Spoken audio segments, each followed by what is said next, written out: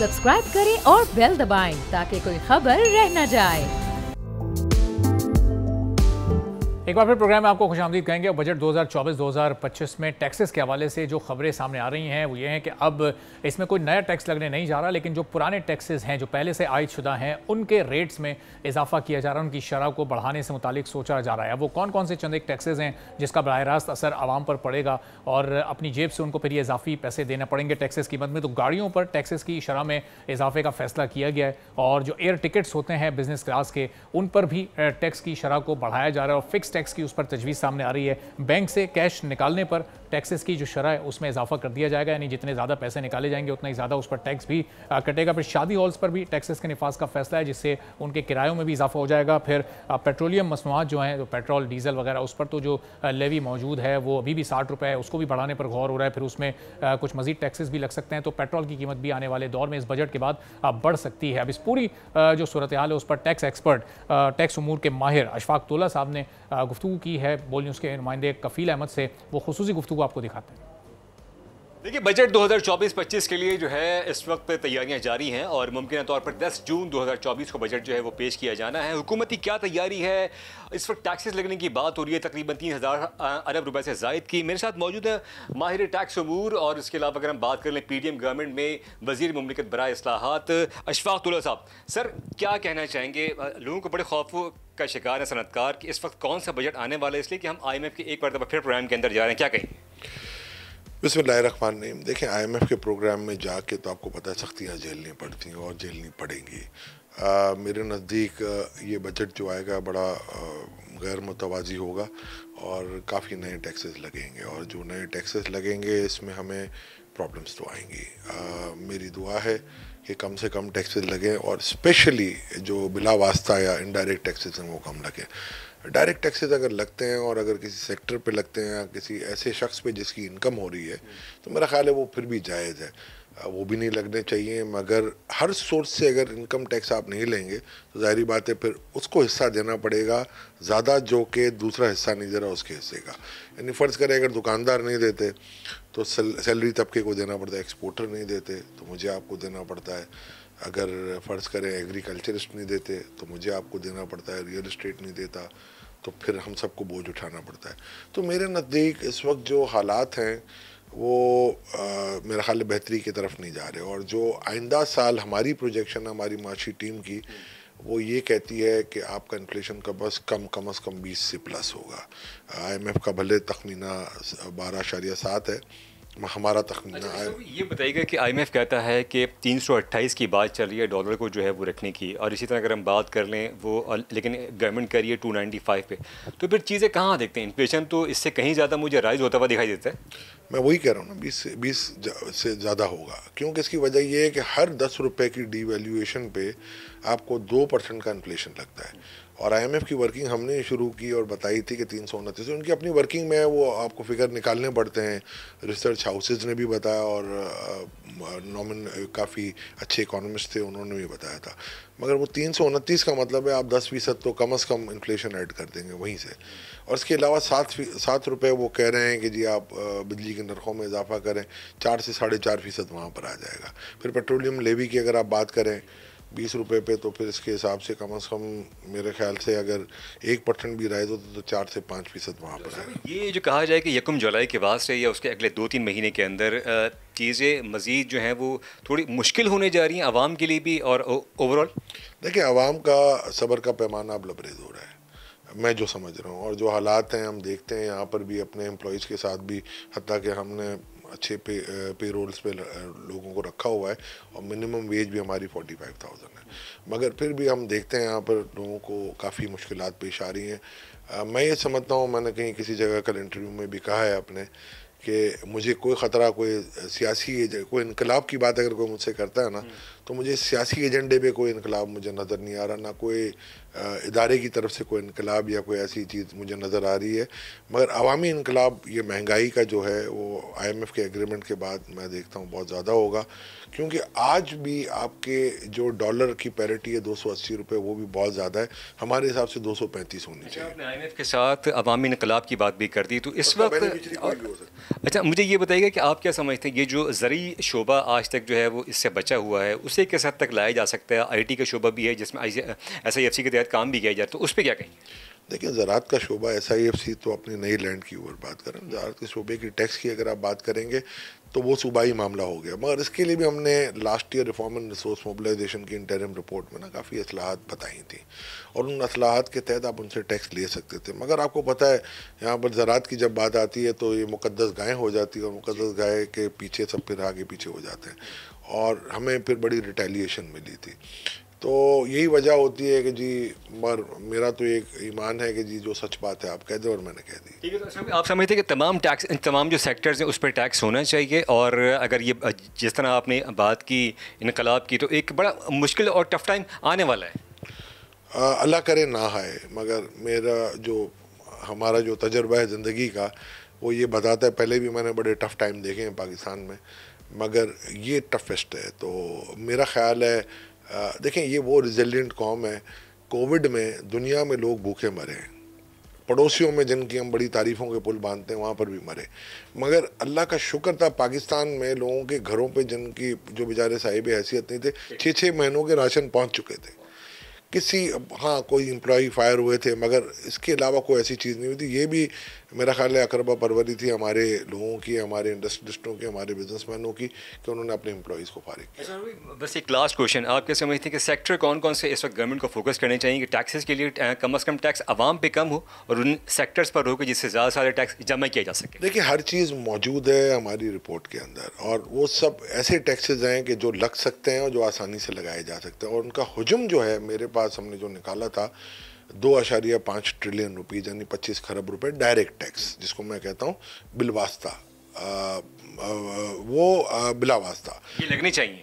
जी, लग सकते हैं। और ये मगर अब अगर आप IMF से पूछेंगे या अगर अपनी हिकमत देंगे तो मेरा ख्याल है फिर बहुत मुश्किल हो जाएगी आपको। जो एक चीज़ तैयार थी जिसमें 100 प्रोफेशनल्स की इनपुट थी, और ये मंझे हुए लोग थे जिन्होंने, मेरा ख्याल है 2000 साल से ज़्यादा का तजर्बा होगा जिनका, 20-20 साल तो अगर एक का भी मैं ले लूँ तो 100 लोग थे तो 2000 साल तो हो गए ना। तो अगर उनके टैक्स तजर्बे से आप फ़ायदा नहीं उठाना चाहते तो उस कौम का अल्लाह ही हाफिज़ है फिर। ठीक है जी, कि मेरे साथ मौजूद थे इशफाक तौला साहब, जिन्होंने एक थोड़ी सी ऐसी पिक्चर इस वक्त बताई कि तो यकीनन जो सनतकार हैं वो, अगर उनका कहना है कि टैक्सेस आयद किए जाएँ, और जो उन्होंने नंबर भी पेश किए, तो हम उन्होंने कहा कि जिस तरह IMF के प्रोग्राम में हम ग्रेजुअली आगे बढ़ रहे हैं और हमने प्रोग्राम लेना है, तो उसमें यकीनन चीज़ें टफ़ होंगी और थोड़ा सा मुश्किल वक्त भी आ सकता है। अफरात ज़र के हवाले से महंगाई भी यकीनन आवाम को झेलना पड़ेगी, और जो बिजली के टैरिफ हैं उसमें मजीद इजाफे का इम्कान जाहिर भी किया जा रहा है। बहुत शुक्रिया। कफील अहमद मौजूद थे इशफाक तौला के साथ, जो माहिर माशियात भी हैं, टैक्स उमूर के माहिर भी हैं। अब देखना यह है कि ये हुकूमत कौन कौन से टैक्सेस को बढ़ाती है। यही जो बजट होगा वो इस हुकूमत की सिमत का भी तयन करेगा कि अगले 3-4 साल में इस हुकूमत ने किस जानिब जाना है। अब जो पाकिस्तान की इस वक्त इकॉनमी को दरपेश मसाइल हैं, IT एक ऐसा शोबा है कि वो इन मसाइल को हल भी कर सकता है। इस वक्त गेम चेंजर के तौर पर उसको देखा भी जा रहा है। किस हद तक आगे आने वाले दिनों में हम अपनी IT एक्सपोर्ट्स को बढ़ा सकते हैं। हमने देखा था केयर टेकर गवर्नमेंट ने $10 अरब के जो टारगेट सेट किए थे, वहाँ तक तो अभी उसके आधे तक भी हम नहीं पहुँच पाए हैं। $3 अरब के आसपास हमारी IT एक्सपोर्ट्स अभी तक पहुँच सकी हैं। गवर्नमेंट की कितनी इस पर तवज्जो है, कितना फोकस है, इस पर हम गुफ्तगू करेंगे। डॉक्टर सुहेल मुनीर साहब IT एक्सपर्ट हैं, हमारे साथ मौजूद हैं। डॉक्टर साहब, बहुत शुक्रिया प्रोग्राम के लिए आपने वक्त निकाला। अभी IT एक्सपोर्ट्स हमारी सारी तमाम तर कोशिशों के बावजूद भी हम $3 अरब तक पहुँचा सकें, इसमें कितना स्पेस है? केयर टेकर गवर्नमेंट्स की जानिब से जो दावे किए गए वो कितने रियलिटी पर मबनी थे, क्या कहेंगे आप? अस्सलाम वालेकुम जी।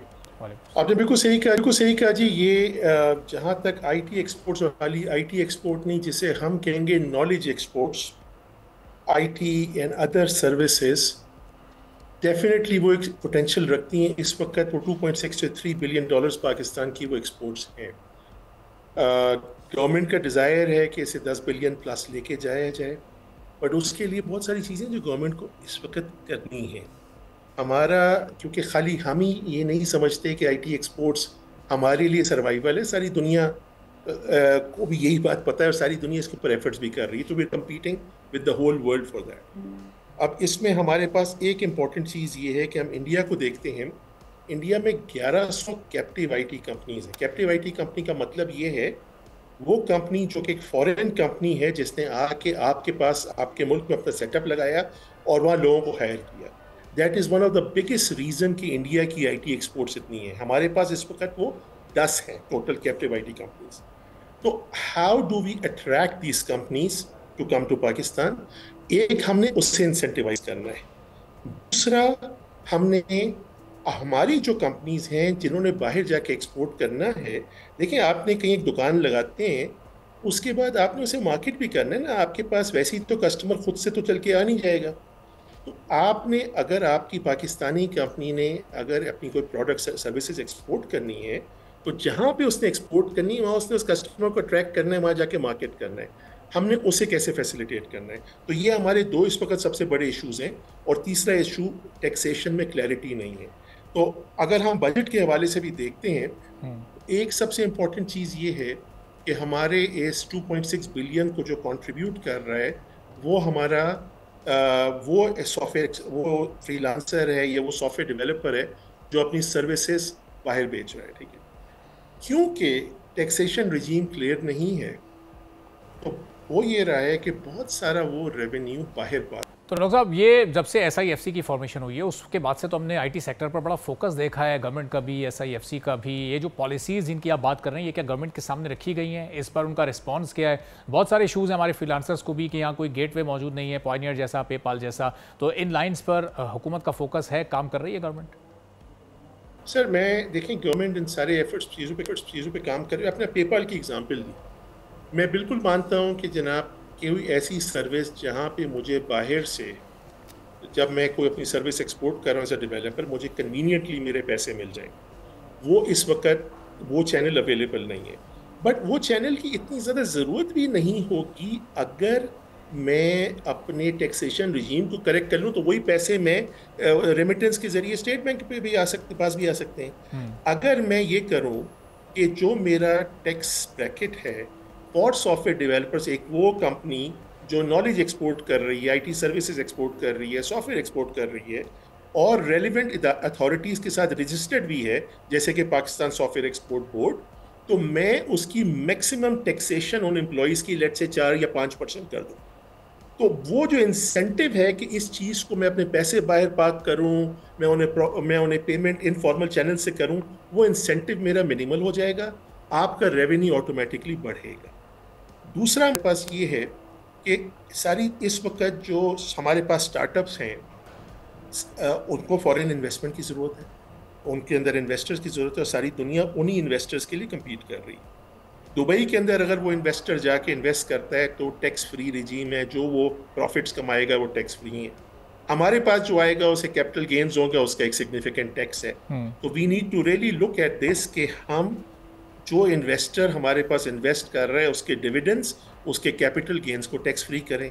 सर्टेनली वो जो हमारे पास इकोनॉमिक एक्टिविटी क्रिएट करेगा, that would be more valuable to the government of Pakistan than the tax that the government of Pakistan is going to collect from that. ये दूसरी सजेशन है जिसके ऊपर हमें काम करना चाहिए। ठीक है, we want to make sure कि ये अब्यूज ना हो।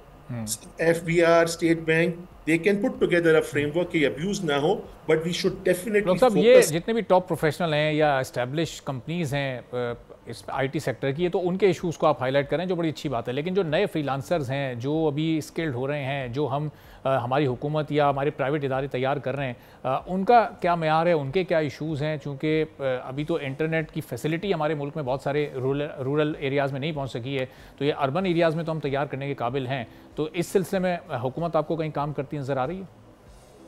तरजीहात हैं, मगर देखें एक हद तक ही गवर्नमेंट कुछ कर सकती है। गवर्नमेंट के पास और भी बड़े इश्यूज़ हैं, एक हद तक कर सकते, तरजीहात ज़रूर हैं। मैं आपको बताऊं कि मैं ऐसे डेवलपर्स को जानता हूं जो कि छोटे छोटे शहरों में, इवन आपका एक सॉफ्टवेयर, मेरे ख्याल सबसे खूबसूरत सॉफ्टवेयर टेक्नोलॉजी पार्क आपका शायद गिलगित में, ठीक है। And there are developers that are sitting out of Gilgit who are educated from the universities and education institution in Baltistan area, in Gilgit-Baltistan area, और वो export services दे रहे हैं। तो definitely there is reach, definitely ये ज़रूर है कि जो बड़े शहर हैं, प्राइम सिटीज़ हैं, वहाँ पे ज़्यादा अवेलेबिलिटी है। ओवरऑल हमारी क्वालिटी ऑफ मैन पावर का इशू ज़रूर है। This is a very serious matter जो कि गवर्नमेंट और HEC को टेकअप करना है। वी आर सीइंग कि हमारे पास जो डेवलपर्स हैं, they are probably at the mid tier, at the high tier, हमें प्रॉब्लम्स हो रही हैं क्योंकि स्किल्ड मैन पावर की शॉर्टेज है, and definitely there has to be significant investment done in that. तो इसमें कोई शक नहीं कि इसके ऊपर काम होना है और होना चाहिए। फिर एक इम्पॉर्टेंट चीज़ और है कि अगर मुझे कोई मैं अगर बड़ी कंपनीज के पास भी वापस आता हूँ, अगर उन्होंने बाहर अपनी सर्विस को मार्केट करना है, उसका सबसे आसान तरीका ये है कि मैं लंदन में, वियना में, यूएस में वो छोटी कंपनीज जो वहाँ पे ऑलरेडी सर्विस दे रही हैं उनको अक्वायर करूँ या अपने मार्केटिंग ऑफिस को रखूँ, और वो करने के लिए मुझे पैसे इन्वेस्ट करने पड़ेंगे। That is going to bring in significant, मुझे वो कैप्टिव मार्केट चाहिए। हर दूसरी कंट्री इस पे फोकस कर रही है कि वो कैप्टिव मार्केट्स ले। अगर मेरी यूएस में, मेरा लंदन में एक ऑफिस है या एक चलती हुई कंपनी में खरीदता हूँ और उसका बिजनेस पाकिस्तान लेके आता हूँ, उसकी एक सारी आउटसोर्स पाकिस्तान में करता हूँ, ये मेरी इकॉनमी को सिग्निफिकेंट बूस्ट करेगा। ये करने के लिए मुझे अलाउ करना पड़ेगा गवर्नमेंट ऑफ पाकिस्तान को कि ऐसी एक्विजिशंस के लिए जो कि वैलिडेटेड हों, उनके लिए पैसा बाहर भेजने की परमिशन हो, नंबर 1। सेकेंडली, मुझे अपने मार्केटिंग ऑफिस, अगर मैं एक छोटी कंपनी हूँ पाकिस्तान में, मुझे अपने एक मार्केटिंग ऑफिस बाहर चाहिए। मुझे बाहर जो जितनी भी नुमाइशें उनमें बहुत बहुत शुक्रिया डॉक्टर सोहेल मुनीर साहब, IT एक्सपर्ट हमारे साथ मौजूद थे। गवर्नमेंट को तजावीज़ दे रहे थे कि कैसे IT सेक्टर को मजीद फैसिलिटेट किया जा सकता है और अपनी एक्सपोर्ट्स को बढ़ाया जा सकता है। एक ब्रेक लेते हैं, ब्रेक के बाद वापस आएंगे, कुछ और अहम मौज़ूआत पर बात करेंगे।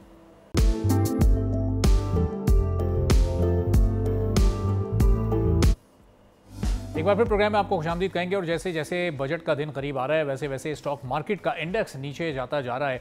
इससे पहले हमने देखा था कि एक मौके पर मार्केट 75,000 को क्रॉस करके 76,000 की सतह तक पहुंच चुकी थी, लेकिन अब जो फिगर्स आज के सामने आए हैं, 74,000 की सतह को भी इंडेक्स बरकरार नहीं रख सका है। 239 पॉइंट्स की आज भी कमी हुई है। गुज़िश्ता 2 रोज़ में भी ये कमी रिकॉर्ड की गई थी और मुस्तकिल बुनियादों पर अब ये कमी जब तक बजट नहीं आता बताया जा रहा है कि ये होती रहेगी, चूँकि बजट से पहले ये करेक्शन एक्सपेक्टेड होती है। साथ ही पाकिस्तान स्टॉक एक्सचेंज ने आइंदा बजट के लिए वफाकी हुकूमत को तजावीज़ भी भेजी हैं, और ये तजावीज़ इसलिए भेजी गई हैं कि जो लिस्टेड कंपनीज़ हैं उन पर से टैक्स की शरह को कम किया जाए ताकि नई कंपनी इस लिस्ट में शामिल हो और ये लिस्ट मज़ीद तवील हो, नई सरमायाकारी इससे आए। साथ ही साथ ये तजवीज़ भी दी गई है कि डिविडेंड पर टैक्स रेट को माकूल बनाया जाए ताकि स्टॉक मार्केट में सरमायाकारी बढ़े। शेयर्स की फ़रोख्त पर कैपिटल गेन टैक्स को मुनासिब किया जाए। यह भी स्टॉक एक्सचेंज की जानिब से बजट से पहले हुकूमत को तजवीज़ भेजी गई है। अब देखना यह है कि इनमें से कितनी तजावीज़ को हुकूमत कंसीडर करती है और जो टैक्स इन कंपनीज़ पर इस वक्त आयद किया गया था उसमें कितनी कमी की जाती है ताकि सरमायाकारी जो स्टॉक मार्केट की है उसको बढ़ाया जा सके। शेयर्स पर CGT गैर मनकूला प्रॉपर्टी पर कैपिटल गेन टैक्स के मुताबिक होना चाहिए। पाकिस्तान स्टॉक एक्सचेंज की जानिब से ये मुतालबा भी बजट से पहले हुकूमत से किया गया है। साथ ही ये भी कहा गया है कि पाकिस्तान स्टॉक एक्सचेंज में फ्यूचर कॉन्ट्रैक्ट्स पर कैपिटल गेन टैक्स को कम किया जाए ताकि ज़्यादा से ज़्यादा फ्यूचर कॉन्ट्रैक्ट्स हो सकें। रेट स्कीम की तश्कील के लिए प्रॉपर्टी ट्रांसफ़र पर एडवांस टैक्स में छूट दी जाए। पाकिस्तान स्टॉक एक्सचेंज का ये भी मुतालबा है। मुख्तलिफ शोबों में टैक्स के रेट में तजादात को ख़त्म किया जाए और पाकिस्तान स्टॉक एक्सचेंज चाहती है कि जो टैक्स रेट है वो सब के लिए सेम हो। ये वो चंद तजावीज़ हैं जो कि पाकिस्तान स्टॉक एक्सचेंज की जानिब से बजट से पहले हुकूमत को भेजी गई हैं ताकि हुकूमत इन तमाम तजावीज़ को देखते हुए फिर पाकिस्तान स्टॉक एक्सचेंज की जो कंपनीज़ हैं उस पर बजट में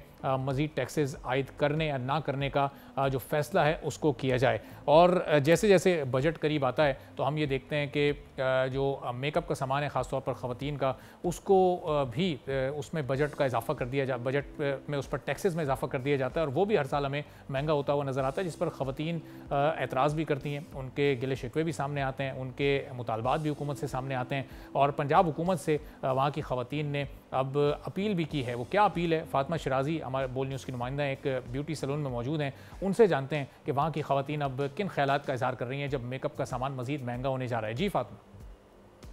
जी बिल्कुल, महंगाई का जादू पहले ही सर चढ़कर बोल रहा है और बजट आने वाला है। बजट में हर जो अवाम है उनकी निगाहें हुकूमत में हैं कि शायद हुकूमत कोई ऐसा रिलीफ पैकेज दे अवाम को जिससे वो है वो बआसानी ज़िंदगी गुजार सके। लेकिन ऐसा बिल्कुल नहीं, ख़दशा आ रहा है कि जहाँ अशिया खुर्दोनोश की चीज़ें बढ़ने जा रही हैं वहाँ कॉस्मेटिक्स, मेकअप और हेयर कलर्स की कीमतें भी बढ़ने जा रही हैं। इस वक्त मैं मौजूद हूँ एक हेयर सैलून में, वहाँ जो है कस्टमर्स अपना काम करवा रहे हैं। यहाँ से जानते हैं कि भी आज तो रेगुलर बेस या वीकली मंथली बेस पे वो अपना कुछ ना कुछ संवारने आते हैं, क्योंकि बनाव सिंगार जो है वो यकीनन औरत का गहना है, जेवर है।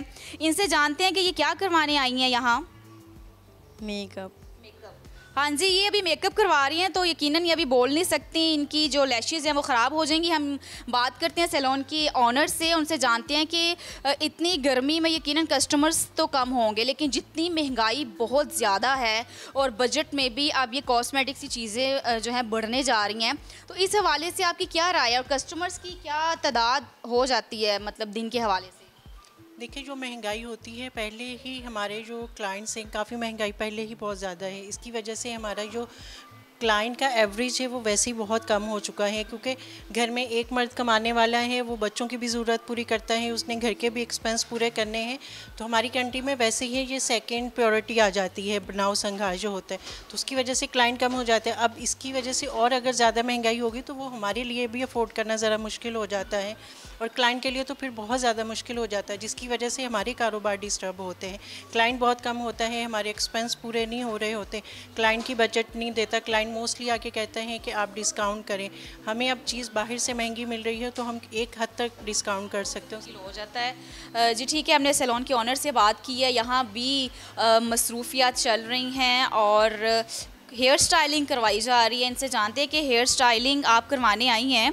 वालेकुम सलाम, हेयर स्टाइलिंग करवाने आई हैं, आपका इतना बजट है और आगे तो ये चीज़ें कॉस्मेटिक्स और हेयर से रिलेटेड जितनी भी चीज़ें हैं वो महंगी होने जा रही हैं, तो हुकूमत से क्या मुतालबा है आपका? हुकूमत से यही मुतालबा है कि इन चीज़ों को सस्ता किया जाए, क्योंकि ये तो बेसिक चीज़ें औरत के लिए। और मैं हेयर स्टाइल बनवाने आई हूँ, फंक्शन है, और मेकअप इसलिए नहीं करवा रही क्योंकि बहुत महंगा, ज़ाहिर है उनके लिए भी बहुत मुश्किल है और हमारे लिए भी बहुत मुश्किल है। जी बिल्कुल, वज़ीर आला पंजाब मरीम नवाज़ शरीफ यकीनन एक ख़ातून हैं और इन ख़वातीन की अपील है वज़ीर आला पंजाब मरीम नवाज़ शरीफ से कि वो जो इस हवाले से एक बजट पेश किया जा रहा है ओवरऑल, इसमें जो रिलीफ पैकेज है ख़ुसूसी तौर पे औरतों के हवाले से कॉस्मेटिक्स और जितने बहुत भी शुक्रिया फातिमा शिराजी जो कि एक ब्यूटी पार्लर में मौजूद थी और वहाँ पर ख़वातीन की अपील वज़ीर आला पंजाब मरीम नवाज़ तक पहुँचा रही थी। अब देखते हैं कि कितने मज़ीद टैक्सेस इस कॉस्मेटिक्स के सामान पर आयद किए जाते हैं। अब प्रोग्राम के सिलसिले को ज़रा आगे बढ़ाते हैं और आपको बताते हैं जो पाकिस्तान की 5 मेजर क्रॉप्स यानी गंदम, कपास, चावल, गन्ना और मकई, अब हुकूमत इसमें कितना फैसिलिटेट किसानों को करने जा रही है। पिछले 3-4-5 माह में जो कुछ किसानों के साथ हुआ गंदम के मामले पर वो सबके सामने है। अलबत्ता ये ज़रूर है कि चावल की जो हमारी फसल है, चावल ने एक्सपोर्ट के रिकॉर्ड को तोड़ा है। 40% ज़ायद इस साल चावल की एक्सपोर्ट रही है। 3 अरब 50 करोड़ डॉलर मालियत के चावल इस साल एक्सपोर्ट किए गए, जबकि जो पिछले साल का फिगर था वो 2 अरब डॉलर का था। तो एक तरफ हम चावल के मामले में डॉलर ज़्यादा कमा रहे हैं, लेकिन दूसरी तरफ जो गंदम का मामला है उसमें हम अरबों डॉलर्स अपने ज़ाय कर रहे हैं, खर्च कर रहे हैं सस्ती और गैर मयारी गंदम को दूसरे ममालिक से अपने मुल्क में मंगवा कर, और उससे फिर हमारे मुल्क के किसानों का भी बेहद इस्तेहसाल हो रहा है। चौधरी हसीब अनवर साहब चेयरमैन है पाकिस्तान किसान इत्तेहाद के, हमारे साथ मौजूद हैं। ज़रा उनसे हम जानेंगे कि आने वाले बजट में उनको क्या तवक्कुआत हैं। चौधरी साहब बहुत शुक्रिया प्रोग्राम के लिए आपने वक्त निकाला। अब ये जो गंदम के मामले में अभी किसानों ने जितना सख्त वक्त गुजारा है वो ज़ाहिर है अभी भी उसका सिलसिला जारी है। बहुत सस्ते दामों आपको मजबूरी की हालत में हर किसान को अपनी अपनी गंदम फ़रोख्त करनी पड़ रही है। ये जो बजट आ रहा है इसमें कुछ उम्मीद आप लोगों को है किसानों के लिए? कोई रिलीफ हुकूमत दे सकती है, वो सूबाई हुकूमत हो या वफाकी हुकूमत हो? बिस्मिल्लाहिर्रहमानिर्रहीम। इस वक्त मुल्क की ज़राअत मुश्किल तरीन वक्त से गुजर रही है। आज तक कभी भी ऐसे हालात नहीं बने थे जिस तरह के हालात इस मौजूदा हुकूमत ने बना दिए हैं। 3,900 का रेट खुद से अनाउंस करके उस पर खरीदारी नहीं की इस गवर्नमेंट ने, जिसकी वजह से एक आम किसान को, आम काश्तकार को, चाहे वो 1 एकड़ का काश्तकार है, चाहे वो 20 एकड़ का काश्तकार है, चाहे वो 100 एकड़ का काश्तकार है, उसकी गंदम 2400 से 2500 रुपए में बिकी है। इस वक्त मौजूदा जो गंदम की मार्केट की प्राइस है वो 2600 रुपए के करीब है, जबकि गवर्नमेंट की अनाउंस प्राइस 3,900 रुपए है। इसका ओवरऑल इम्पैक्ट पूरी इकोनॉमी पे जा रहा है। आज फी एकड़ काश्तकार ने 1400 से 1500 रुपया फी मन नुकसान किया। 1 एकड़ की अगर उसकी 40 मन की पैदावार थी तो कम से कम उसने 50 से 60 हजार रुपया फी एकड़ नुकसान किया। काश्तकार ने ये पैसा अपने घर में रख के नहीं बैठना था, उसने ये पैसा बैंकों के लॉकर्स में रख के नहीं बैठना था, उसने ये पैसा अगली जरूरियात पूरी करने के लिए इस्तेमाल करना था। इस वक्त हकीकत ये है कि बहुत सारे काश्तकार, बहुत सारे फार्मर्स ने अगली फसल जो कि मेजर क्रॉप गंदम और चावल थी वो काश्त ही नहीं की। उसकी दो वजूहत हैं। एक तो वो काश्त करने के काबिल ही नहीं रहा क्योंकि उसको पिछली फसल में नुकसान इतना ज्यादा हो गया है जो उसे पिछली फसल के खर्चे ही पूरे नहीं हो पाए। और दूसरा, उसका कॉन्फिडेंस लेवल इस तरह बुरी तरह हिल चुका है, इतना उसका कॉन्फिडेंस लेवल शेक हो चुका है कि उसको ये यकीन ही नहीं है कि वो फसल जिसकी इमदादी कीमत हुकूमत ने अनाउंस की थी उसके अंदर उसको नुकसान हो गया। तो चावल और कपास में तो उसको 100% नुकसान होगा। जबकि चौधरी साहब, चावल की फसल जो है वो तो पिछले साल बहुत प्रॉफिटेबल रही है। पाकिस्तान ने एक्सपोर्ट के रिकॉर्ड्स हासिल किए हैं, एक नया फिगर सामने आया। उसके बावजूद अब किसान इस वक्त कतरा रहे हैं चावल को काश्त करने से। देखें, हमेशा से किसी भी फसल के दो रुख हैं। जब वो फसल काश्तकार के, किसान के हाथ में होती है तो उससे मिडलमैन, आड़ती, व्यापारी औने पौने दामों खरीद के स्टॉक कर लेते हैं। बाद में उसी फसल को महंगे दामों बेचा जाता है। एक आम काश्तकार, एक आम किसान के पास ना तो स्टोरेज कैपेसिटी होती है, ना ही उसके पास होल्डिंग कैपेसिटी होती है।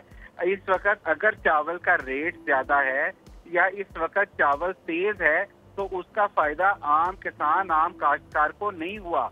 उसका फायदा स्टॉक करने वाले लोगों को, मिडल मैन को उसका फायदा हुआ है। अब चूंकि चावल की नई फसल की आमद है, अन करीब अगले 10-15 दिन, 20 दिन के अंदर चावल की नई फसल मार्केट के अंदर आ जाएगी। अभी से चावल की कीमतों को ग्रेजुअली कम किया जा रहा है। यही कुछ हमारे साथ मकई के अंदर हो रहा है।